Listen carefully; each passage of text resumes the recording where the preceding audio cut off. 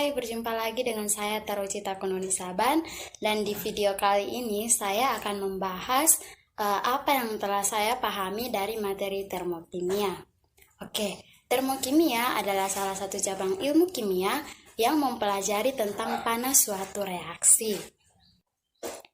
Dalam konsep termokimia dalam reaksi, terdapat dua istilah, yaitu sistem dan lingkungan. Sistem adalah bagian dari alam dan digunakan sebagai objek pengamatan. Sedangkan lingkungan adalah bagian di luar sistem yang berpengaruh terhadap sistem. Nah, sistem itu sendiri dibagi menjadi 3. Yang pertama, sistem terbuka. Yang kedua, sistem tertutup. Dan yang ketiga, sistem terisolasi. Sistem terbuka yaitu sistem yang dapat mengalami pertukaran antara energi dan materi dengan lingkungannya. Contohnya, air panas yang kita tuangkan ke dalam gelas yang terbuka, lama-kelamaan pasti airnya akan dingin. Hal itu terjadi karena adanya pertukaran energi, dan materi pun dapat masuk ke dalam air tersebut, misalnya lalat atau benda-benda yang lain.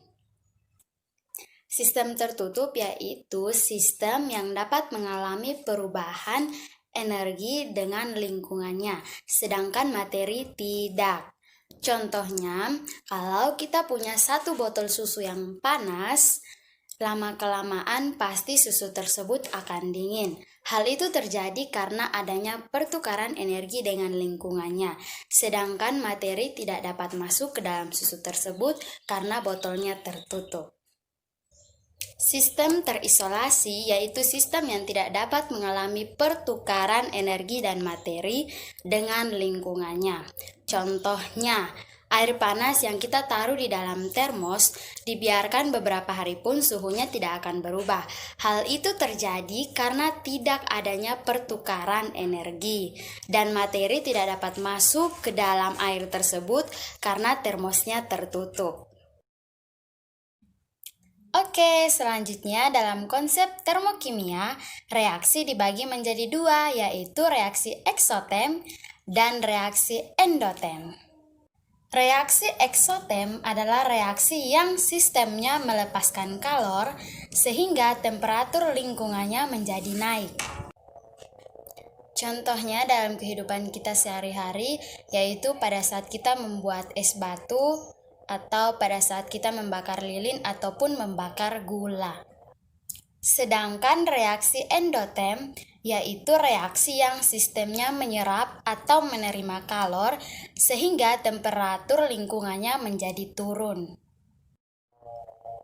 Salah satu contohnya dalam kehidupan sehari-hari yaitu es batu yang mencair.